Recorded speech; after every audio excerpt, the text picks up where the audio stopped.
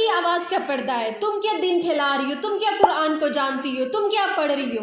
جب بھی کوئی دین کی بات کرتا ہے، قرآن کی آیات کو سنا رہا ہے، کسی گناہگار کو رب کی طرف پلٹنے کی دعوت دے رہا ہے، تو جی فوراً ایک محسوس طبقہ سامنے آتا ہے۔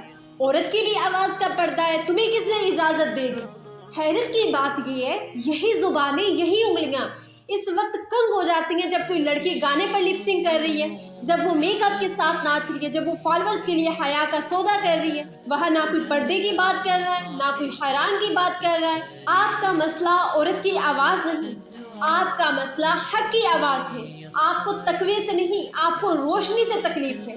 قرآن نے عورت کو نرم لہجے میں غیر محرم سے بات کرنے سے منع کیا ہے۔ کیا قرآن نے کہا کہ دین کے بعد ذکر الہی یا اصلاح کی دعوت عورت نہ دے؟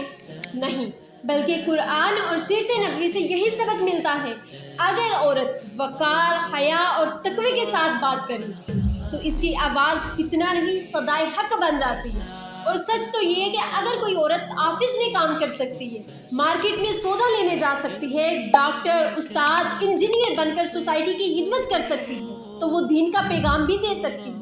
اس لیے برائے مہربانی اب یہ دوگلا پن بند کر دے۔ جو بے حیائی کو سپورٹ کر رہے ہیں وہ ایمان کی دعوت کو مت روکے۔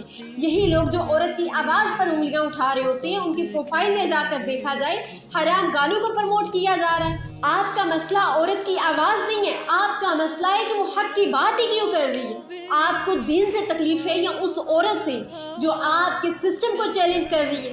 اگر کوئی لڑکی ٹک ٹاک پر حیا کا جنازہ نکال رہی ہے تو اسے انفلوئنسر، کوئین، آرٹسٹ کے ناموں سے پکارا جا رہا ہے، اتنے اچھے اسے نام دیے جا رہے ہیں۔ لیکن اگر وہی لڑکی آنکھیں جھکا کر آواز میں حیا رکھ کے تمہیں نماز کی دعوت دے، توبہ کی بات کرے، جنت کی امید دلائے، تو تمہیں فوراً عورت کی آواز کا پردہ یاد آ جاتا ہے۔ کیوں؟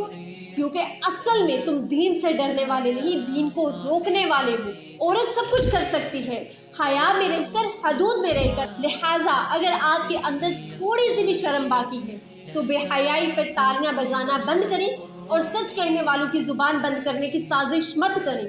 کل اللہ کے سامنے نہ کہنا یا اللہ میں تو صرف خاموش تماشائی تھا، کیونکہ اللہ خاموش ظالموں کو بھی پکڑتا ہے۔